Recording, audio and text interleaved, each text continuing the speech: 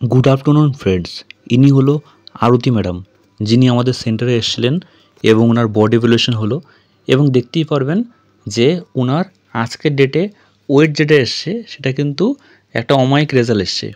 ওনার total এক মাসে কত কিলো ওজন কমলো আপনারা সামনে কিন্তু দেখতে পাচ্ছেন।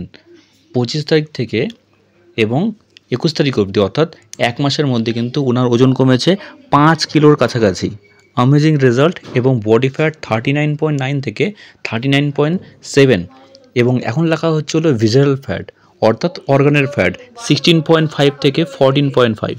এটা হলো রেস্ট অফ মেটাবলিজম অর্থাৎ উনি সারাদিন কতটা ক্যালোরি ইনটেক করেন, 1509 ক্যালোরি উনি ইনটেক করছেন। এটা হলো বিএমআই 31.2, আগে ছিল 33.2। এটা হলো ইন্টারনাল এজ, যেটা মোটামুটি অনলি 2% কমে। আপনাদের দেখাই আরেকটি চেক আপ, দেখতে পাচ্ছেন ইনারও কিন্তু এজ মোটামুটি 60-র কাছাকাছি। ইনিও এসেছিলেন আমাদের সেন্টারে এবং ওজনের চেক আপ করার পরে দেখা গেল যে ওনার ওজনটা কম কমেছে কিন্তু বডি ফ্যাটটা কিন্তু প্রচুর কমেছে। আসুন দেখা যাক যে ওনার এভলিউশনটা রিপোর্টটা কী এলো। তো 22/9/2024 ওনার চেক আপটা হয়েছিল।